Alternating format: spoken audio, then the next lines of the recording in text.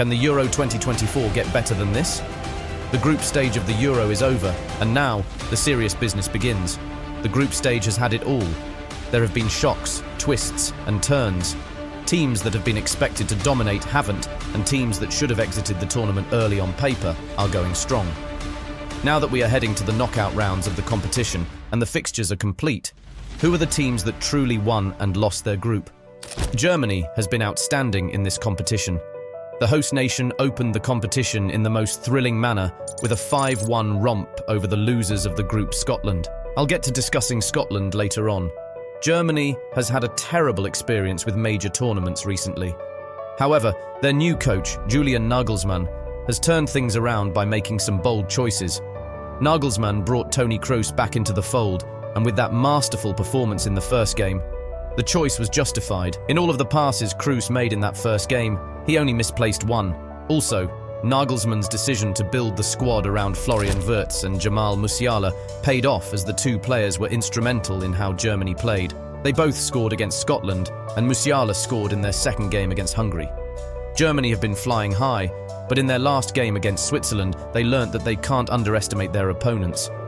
Switzerland stunned them in the first half and held them at bay for larger parts of the game, before Germany managed to equalise in injury time. While that game was a reality check for Germany, it also showed another aspect of the Die-Mannschaft, an aspect that hasn't been seen in a while.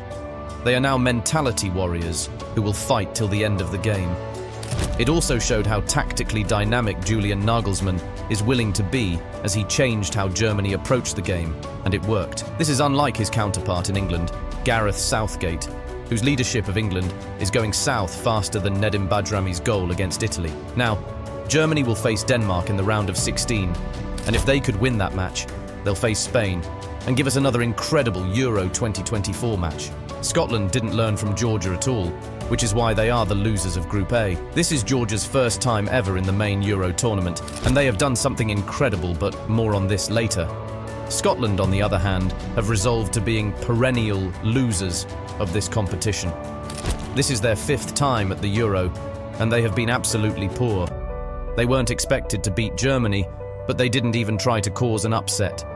It was as if they didn't even believe they could be spectacular in any way. After losing the match against Germany, they could have at least gone with the mindset to perform well against the other two teams. They couldn't hold on to their lead against Switzerland and eventually managed to draw. Against Hungary, they had a complete lack of attacking intent. They only began to attack Hungary 10 minutes to the end of the game. 10 minutes! And as if that wasn't poor enough, they didn't even take a shot in the first half. Well, that's not surprising. In their game against Germany, it was the same. No wonder they managed just 17 shots in total in the group stage, which would be the joint fewest in the history of the Euro group stage. In Group B, Croatia didn't deserve to qualify for the round of 16 of the Euro, and they are undoubtedly the biggest losers of the group, let alone the competition. While their squad is on the aging side, it is filled with veterans and players who have been in major tournaments for their country. They had no right to perform the way they did in this tournament. True, they were in a tricky group, but considering their performances in the last competitions, it's not something they can't handle. However, against Spain, Croatia just crumbled. Spain ran rings around them, with teenager Lamine Yamal and Fabian Ruiz putting up masterful performances. Then, in their next game against Albania, Croatia drew. Granted, the Albanians have shown that they are full of surprises, but Croatia have the talent to dispatch them. Croatia didn't, and it all came down to their game against Italy. Croatia came alive in that game and went ahead through a Luka Modric goal. Modric was especially brilliant in that match, and he seemed to have dragged Croatia to the next round of the Euro. Unfortunately, with only a matter of seconds left in the match, Zaccagnini scored, and Calafiori supplied the assist. Calafiori must feel he has redeemed himself with that assist, considering he scored an own goal that handed a 1-0 win to Spain, the eventual winners of the group. Spain have established themselves as a juggernaut in this competition. They won all their matches in the group, and they were the only team that managed it in the competition. As I said earlier, Spain started strong by crushing Croatia, and while they didn't score against Italy, they put up a dominant performance against them. If Lamine Yamal and Nico Williams didn't both rattle the bar with their shots, that match would have had a different scoreline entirely. Then, for their match against Albania, Spain made 10 changes to the squad.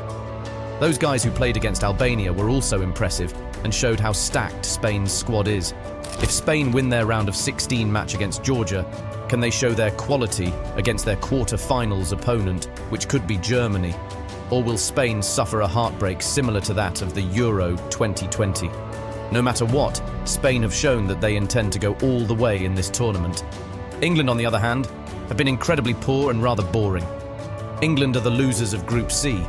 Yes, I know they qualified and won their group. However, they haven't lived up to their expectations a single bit. How do England have the Premier League's Player of the Season, Phil Foden, highest goal scorer of the Bundesliga, Harry Kane, and the Young Premier League Player of the Season, Cole Palmer, and yet they have only managed to win a single match in their group, only scoring 2 goals in 3 games? There are no other words for it. It's just poor. Even England's only win was a scrappy affair. If not for their goalkeeper being alert to the threat, they would have drawn their first match. As I have said in the earlier video about England, Gareth Southgate is a major problem for England. He is too cautious and not letting the attacking talents England have play to their full potential. The team has only played well for about 30 minutes across 3 games. Their style of play is unimaginative. Look at Spain and Germany and look at England when they play. England make the sport look like rocket science. Once they score, they just go and defend, even if they have more attacking talents than their opponents. Will England's situation be the same against Slovakia in the round of 16, or will they be braver? If they aren't braver, it'll take a long while before football comes home. They have the tools, they just need that spark, and it looks like the players have to find it with or without Southgate. At least the Trent Alexander-Arnold midfield experiment is over. However, using Conor Gallagher, who is not the best in possession in that role, fans are crying out for young Kobbie Mainoo to get a chance. What was Southgate thinking? He has completely lost the support of England faithfuls. Can he turn it around? So, if England are the losers of Group C, who is the winner? I have difficulty choosing between Denmark and Slovenia, but I'll go with Denmark. They were impressive in their draw against England, and it was all due to Christian Eriksen.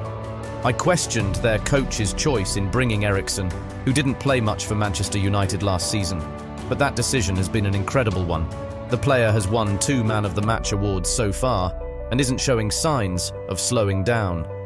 Will he be able to show his talents in the round of 16? I hope so. He is such a beauty to watch, just like Ralf Rangnick's Austria. Austria stunned as they topped Group D. It was unbelievable. Sure, the expectation was that they would put up a good fight, but to be first in a group that contains Netherlands and France, that's just unbelievable. So they are undoubtedly the biggest winners of the group stages. These guys gave France a tough time in their first match. If Kante hadn't played, the proceedings of that match could have gone differently. France saw firsthand how relentless the Austrian team could be with their pressing. They played like they were machines. France barely survived, but Poland, they had no answer to Austria's pressing game. Austria completely dominated them. Then against the Netherlands, they were unstoppable. That match was a thriller. Austria scored first through an early own goal, and despite the Netherlands equalising twice, Austria still wouldn't give up. They continued pushing until they won. Their coach Ralf Rangnick has redeemed himself. His stint at United darkened his CV a bit, but he has cleared that now and has shown his positive and dynamic brand of football on one of the biggest stages in the world. Austria have a chance of making it to the quarter-finals, but they might not find Türkiye an easy team. France will certainly not find Belgium an easy team, even if I think both of them are losers of their groups. Yes, France is the biggest loser in Group D. They were the most anticipated and hyped team in this competition before it began. They are the 2022 World Cup finalists, and the expectation was that they would blitz through the group. However, France have been struggling to win. I know Didier Deschamps has a safety-first approach to a game, but France have been too cautious. Playing Kylian Mbappé through the middle is not working well, but it is where Mbappe's lack of interest in defensive duties is less apparent. Mbappé could be more devastating on the wings and have a midfield player with him to create an overload on the wings. That's just an idea, as I don't know what Deschamps will try, but he has to make changes to allow France to flourish. Speaking of flourishing, Romania has had the time of their lives in this tournament. They topped Group E, which contained Belgium. Romania were dominant in their first game, beating Ukraine 3-0. However, they lost to Belgium and drew with Slovakia. It was not the most impressive of performances, but it was enough to top their group.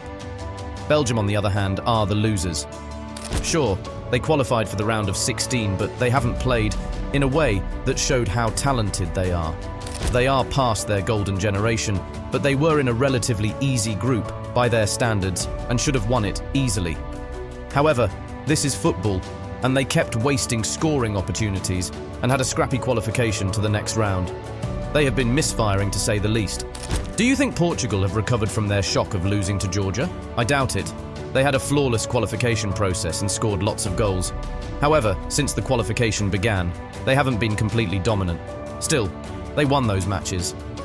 I still believe they are the true losers of Group F, because with their wealth of talent, they should have been more dominant. Turkey are the true winners of the group. They lost to the team they were expected to lose to, and that was Portugal. However, they were ruthless to the other teams. They beat Georgia 2-1 and also won against the Czech Republic. Although it could be argued that Georgia are the biggest winners so far as they qualified for the knockout stages of the competition in their first tournament and had a convincing victory against Portugal to do it. What can they do next? The group stage of the Euro 2024 didn't disappoint. There are some incredible underdog stories going on. Most of the bigger teams haven't hit their potential yet. Will they do so later on in the competition? One thing is for sure, the door is well and truly open for an underdog to go far in the competition. Could we see another Danish-like fairy tale, or will the powerhouses of Germany, Italy or Spain take glory? Let us know what you think in the comments. Don't forget to like this video and subscribe to this channel for more exciting football content.